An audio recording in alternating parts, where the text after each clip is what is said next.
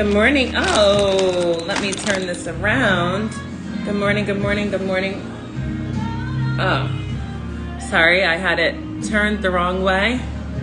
Hi. Good morning, good morning. It's Morning Mindset with Ty Beauchamp. Brie Babineau playing in the background, of course. As you guys know what it is. Waking up every morning with a space of gratitude and enthusiasm and ready for the day. Good morning, good morning. Chef Kim, good morning, Kevin. Good morning, all of you. Thanks for joining. I have to just cleanse my face first thing in the morning. Good morning, Bridge. How are you, Bridget Kelly? How are you, my love? So excited to be here with you this morning. I think I have a call in about 10 minutes, so it's going to be a quick one as we get our morning mindset. I'm a big believer that if you don't get your mind right first thing in the morning, and by that, for me, means focusing my heart and my intentions and my spirit, aligning with God's amazing grace and will for the day, pouring into yourself. So, literally, I've been up for good morning, Steve. I owe you a call. We need to connect, my love. But getting that mind right is important. So I don't know what your morning ritual and routine is like. I think I'm being nice and generous by inviting you into mine. Maybe not. But I've been up probably for the last hour. I've been in prayer. I've been listening to Brie Babineau. How many of you know who Brie Babineau is? Obsessed with Brie. I wake up to Awesome God by Courtney Wilson, but then I go into Brie and, I read my word and then I do my prayers and, get all the way into it. But then the more commercial part of it, which is a little bit of a tea moment. Is that music still very loud? The little bit of the tea of it. I love Brie too. Don't you, Shanae? Hi, Janae. I miss you so much. My little cousin just joined. Good morning, Marsha. But then the more commercial side of it. And by commercial, I mean, if you are not a person of a specific faith, that I feel it's an opportunity for us to commune in the spirit, in the word, but in a spiritual realm, right? Where it's not necessarily about religion. And so I share all this with you because this book and the journey it has taken me on over the course of the last, I'm bad at math, 9 years, has been a phenomenal one. So I'm going to read with you all from Iyanla Vanzant until today. I don't know how to do the mirror thing. I'll figure that out at some point. And this is the first time I read it live with you, and then we dissect it very quickly, okay? So January 28th is today. And it says, life will work for me when I realize I cannot change what I believe as long as I believe it. At the center of every problem, the answer is present. In the midst of every challenge, there is comfort, guidance, and relief. In the midst of illness, there is healing. At the brink of disaster, there is salvation. God is the answer. Oh, so she brought it straight. Just come on. God is the comfort you seek, the guidance that you need, the healing you have prayed for, and the saving grace in all situations. If, however, you have problems believing in God, you will be challenged to find the answer. Feel the comfort, receive the healing, or be saved from a disaster. God is the essence of life, always present, always knowing, forever giving us exactly what we need, exactly when we need it. Unfortunately, far too many of us believe that God only provides for the good people because God likes them for being good. This is not true. And if we believe that we have not always been good, chances are we also believe that God is not always blessing us. Ooh, let me rewind that back. And if we believe that we have not always been good, chances are that we believe that God is not always blessing us. Nothing could be further from the truth. This is a whole word. God is the grace in which we live. God does hold us accountable. He does hold us accountable for the things we have done, but does not see our actions as a reason for punishing or abandoning us. God expects us to learn from and grow through the erroneous beliefs and actions. He expects us to rely on turn to him or her when our way does not work. Listen, when our way does not work, which is often, can we talk about that?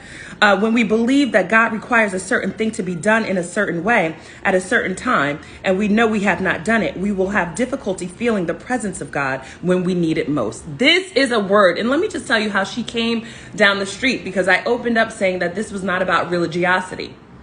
I don't read these before I come in. And so that was just the Spirit and God's presence speaking to me about what I felt needed to be said. But then Ayanna brought us right on back. Until today, you may have told yourself that you were not worthy of being in God's presence. Just for today, be devoted to believing in and receiving the presence of God in your heart, in your mind, and in your life. Stand before a mirror, look deeply into your own eyes. Ask the question, turn over the illness, present the challenge, request the comfort, express heartfelt gratitude by believing that God is present with you right now. Today, I'm devoted to believing in the presence of God. Listen, can somebody just fire off the amens? I wasn't able to read everyone's comments there, but let me just tell you why this is so powerful and so potent and so timely, obviously. We get so caught up as humans and as people in definitions and assignments that we assign to ourselves or that other people assign to us. Baptist, Christian, Jewish, Muslim, Democrat, Republican. We get so caught up in these assignments. But the greatest assignment is that we are children of the Most High, period. And so when we start to define ourselves in all of these terms that are fleeting and that are points of divisiveness and division opposed to alignment to who we really belong to, then there is a problem. And so you know what I loved about what she said today, because I was dealing with something yesterday, to be quite honest. I was dealing with something of like, I don't want to say a feeling of unworthiness, but a spirit of like, goodness, I shouldn't have done that. Regret, right? And disappointment in myself and certain actions that I had taken. And we do get into these moments where we don't feel like we're worthy to be in God's presence, but that's where and who we belong to. So if we align there first and foremost, recognize that we are loved and loved no matter what you do, no matter what you have done, no matter the failures, no matter the disappointments, no matter who's hurt you, you are still loved and aligned with that love and that precious and divine anointing power of who we belong to. If we align first there, then everything else can be reconciled. Everything else can be reconciled. That situation that you find yourself in, the relationship that you shouldn't be in, perhaps, right? The circumstances of the job, all of that stuff can be reconciled if first and foremost, you are clear about who you belong to and that you are divine presence alone. That you are a divine presence alone. So, and you want to know what? When you know that you're divine, don't you walk different? You walk differently. You show up differently. You have a different level of courage. You have a different level of understanding. So I don't know what you're dealing with in your life today. I don't know if you have to go into a presentation. I don't know if you're being, reviewed by your boss. I don't know if you have to develop a different something, whatever it is. But if you walk with the mindset and usher in the mindset of, I am divine and I belong and I am amazing, and you walk in that, how different will things be today? So let's just ask ourselves that. You're watching Morning Mindset with Ty Beauchamp and Auntie Oyala Benzant in her wonderful book, Until Today, which I read from every single morning. What's up, Pastor Mike? Let me see. Like, my pastor just joined. Let me see if I can get him to come in for a minute. And I have a meeting, Pastor Mike, in 3. So let me see if I can get my pastor to come in right quick. And if I have to press my meeting forward. If you join, PM, I'll just move my meeting. Come on, join, brother. He's also my dear friend. So, no, I'm happy that blessed you all. Good morning, Malika. Hi, stay connected from Rwanda. Come on, Mike. PM, where you at?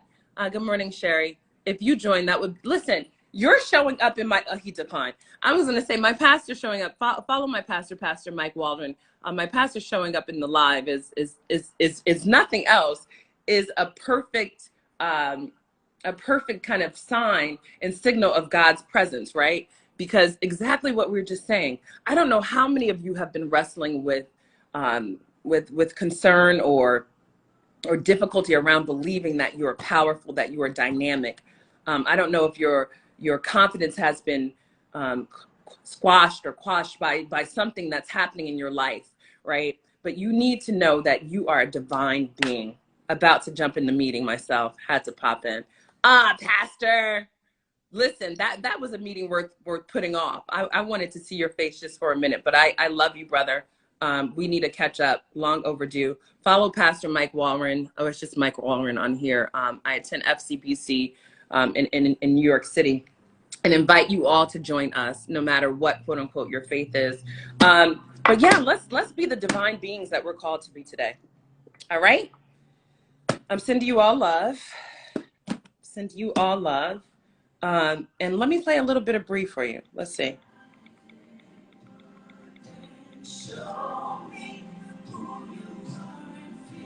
Hey, Bree. Have a beautiful day, everyone. Love you guys so much. Praying for all of our amazingness and for us to walk in our glory and in our strength and in our divine power. Everyone from Angola. Hi, Angola. Sending love. Have a beautiful day. Happy Thursday, guys. Ciao.